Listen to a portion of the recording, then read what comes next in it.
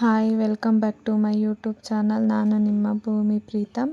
ಇವತ್ತು ಮೀನು ಗಸಿ ಮಾಡೋಣ ಅಂಥೇಳಿ ನಾನು 1 kg ಬಂಗಡೆ ಮೀನು ತೊಗೊಂಡಿದ್ದೀನಿ ಗಸಿ ಮಾಡೋಕ್ಕೆ. ಬನ್ನಿ ಹೇಗೆ ಮಾಡೋಣ ಅಂತ ನೋಡೋಣ. ನಾನೀಗ ಒಣಗಿರೋ ಮೆಣಸಿನ್ಕಾಯಿ, ಸಾಂಬಾರು ಸೊಪ್ಪು, ಈರುಳ್ಳಿ, ಬೆಳ್ಳುಳ್ಳಿ, ಹುಣಸೆಹಣ್ಣು, ಟೊಮೊಟೊ, ಜೀರಿಗೆ, ಮೆಣಸು, ಸಾಂಬಾರು ಬೀಜ ತೊಗೊಂಡಿದ್ದೀನಿ. ಇದನ್ನು ಬನ್ನಿ ರುಬ್ಕೊಳ್ಳೋಣ. ಈಗ ಮಿಕ್ಸಿಗೆ ಹಾಕ್ಕೊಂಡು ಈಗ ನಾನೆಲ್ಲ ಮಿಕ್ಸಿಗೆ ಹಾಕ್ಕೊಂಡಿದ್ದೀನಿ. ಈಗ ನಾನು ಗ್ರೈಂಡ್ ಮಾಡ್ಕೊತೀನಿ. ಅದನ್ನು ಸ್ವಲ್ಪ ಸಣ್ಣದಾಗಿ ನೈಸಾಗಿ ಗ್ರೈಂಡ್ ಮಾಡ್ಕೊಳ್ಳೋಣ ಬನ್ನಿ.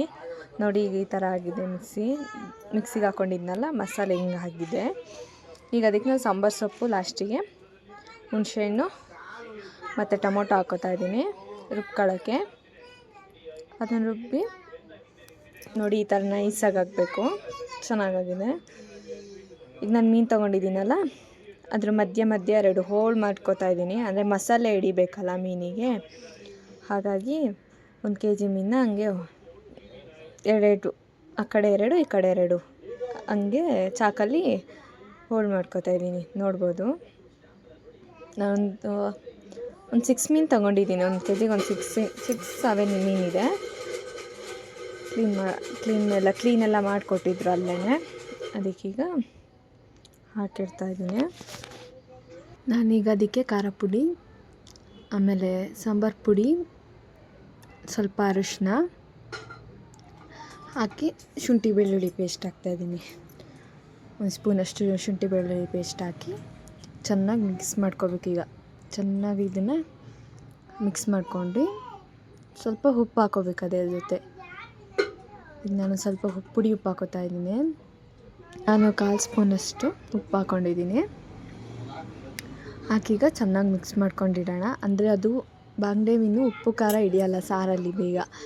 ಹಾಗಾಗಿ ನಾನು ಫಸ್ಟಿಗೆ ಮಸಾಲೆ, ಖಾರ ಪುಡಿ, ಸಾಂಬಾರು ಪುಡಿ ಹಾಕಿ ಚೆನ್ನಾಗಿ ಮಿಕ್ಸ್ ಮಾಡ್ಕೊತಾ ಇದ್ದೀನಿ. ಅದು ಮಿಕ್ಸ್ ಮಾಡಿಟ್ಟರೆ ಉಪ್ಪು ಖಾರ ಎಲ್ಲ ಚೆನ್ನಾಗಿ ಹಿಡ್ದಿರುತ್ತೆ. ಅದನ್ನು ಸಾಂಬಾರಿಗೆ ಹಾಕ್ಬೋದು, ಆಗ ಟೇಸ್ಟ್ ಇನ್ನೂ ಚೆನ್ನಾಗಾಗುತ್ತೆ. ಆಮೇಲೆ ಈಗ ನಾನೊಂದು ಪಾತ್ರೆ ತೊಗೊಂಡಿದ್ದೀನಿ. ಅದಕ್ಕೆ 2 ಟೇಬಲ್ ಸ್ಪೂನಷ್ಟು ಎಣ್ಣೆ ಹಾಕ್ಕೋತೀನಿ. ಎಣ್ಣೆ ಹಾಕ್ಕೊಂಡು ಎಣ್ಣೆ ಚೆನ್ನಾಗಿ ಕಾಯಬೇಕು. ಅದು ಎಣ್ಣೆ ಚೆನ್ನಾಗಿ ಕಾಯ್ದಾಗ ಸಾಸಿವೆ ಹಾಕ್ಕೋತಾ ಇದ್ದೀನಿ.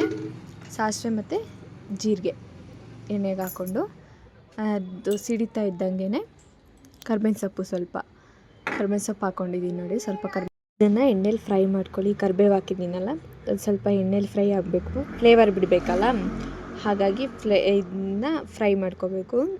ನಾನೀಗ ರುಬ್ಕೊಂಡಿದ್ದೀನಲ್ಲ ಆ ಮಸಾಲೆ ಹಾಕ್ತಾಯಿದ್ದೀನಿ. ನೋಡಿ ಎಣ್ಣೆ ಎಷ್ಟು ಚೆನ್ನಾಗಿ ಕಾಯ್ದಿದೆ. ಅದಕ್ಕೆ ಈಗ ನಾನು ರುಬ್ಕೊಂಡಿರೋ ಮಸಾಲೆ ಹಾಕ್ತಾಯಿದ್ದೀನಿ. ಅದು ಹಾರ್ತಿದೆ, ಹಂಗಾಗಿ ಸ್ವಲ್ಪನೇ ಹಾಕ್ತಾಯಿದ್ದೀನಿ. ನೋಡ್ಬೋದು ಅದು ಹಾಕಿದ್ದೀನಿ. ಅದನ್ನು ಸ್ವಲ್ಪ ಈಗ ನಾವು ಎಣ್ಣೆ ಬಿಡಬೇಕಲ್ಲ ಅದು ಮಸಾಲೆ, ಹಾಗಾಗಿ ಹಂಗೆ ಬಿಟ್ಟಿದ್ದೀನಿ. ಈಗ ಒಂದು ಸೌಟಲ್ಲಿ ಮಿಕ್ಸ್ ಮಾಡ್ಕೋಬೇಕು ಚೆನ್ನಾಗಿ. ಅದು ಎಣ್ಣೆ ಎಲ್ಲ ಒಂದು ಸೈಡ್ ಬಂದಿದೆ ಅಲ್ಲ, ಅದನ್ನು ಚೆನ್ನಾಗಿ ಮಿಕ್ಸ್ ಮಾಡ್ಕೋಬೇಕು.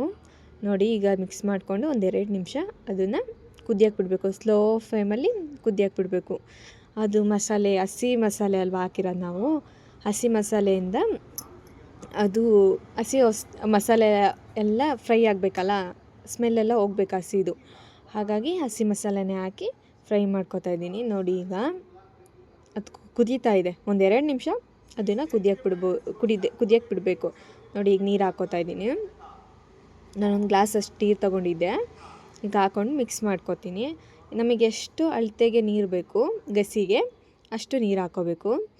ನಾನೀಗ ಮಿಕ್ಸ್ ಮಾಡ್ಕೊತೀನಿ ಎಷ್ಟು ಬೇಕು ನೋಡಿ ಅಂತೇಳಿ. ನಮಗೆ ಗಸಿಗೆ ಎಷ್ಟು ಬೇಕು ಅಷ್ಟು ನಾವು ಮಿಕ್ಸ್ ಮಾಡ್ಕೋಬೇಕು. ಈಗ ನೋಡಿ ಸ್ವಲ್ಪ ಅದು ಗಟ್ಟಿನೇ ಇದೆ. ನಾನು ಇನ್ನೊಂದು ಸ್ವಲ್ಪ ನೀರು ಹಾಕ್ಕೋತೀನಿ.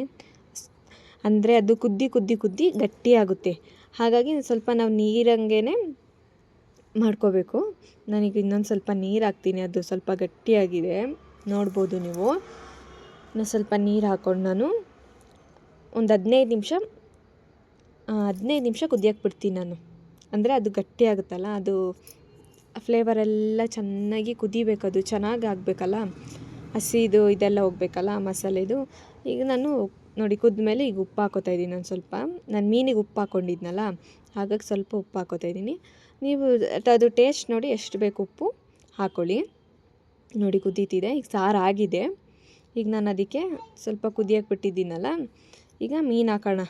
ಅದಕ್ಕೆ ಈಗ ನೋಡಿ ನಾನು ಮೀನು ಹಾಕ್ತೀನಿ. ನಾನು ಬಾಂಗ್ಡೆ ಮೀನು ತೊಗೊಂಡಿದ್ನಲ್ಲ 1 kg, ಅದು ಕಲಸಿ ಎಲ್ಲ ಇಟ್ಟಿದ್ನಲ್ಲ ಅದನ್ನು ಹಾಕ್ತಾಯಿದ್ದೀನಿ.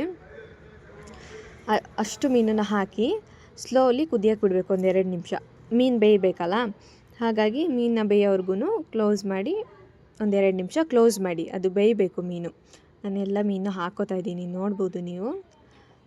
ಅದು ಅದು ಇದಕ್ಕೆಲ್ಲ ಹಾಕಬೇಕಲ್ಲ ಸಾಂಬಾರಿಗೆ, ಹಂಗಾಗಿ ಈಗ ನಾನು ಕ್ಲೋಸ್ ಮಾಡ್ತಾಯಿದ್ದೀನಿ. ನೋಡ್ಬೋದು ಹೇಗಾಗಿದೆ ಅಂತ. ನೀವು ಟ್ರೈ ಮಾಡಿ, ಚೆನ್ನಾಗಾಗುತ್ತೆ.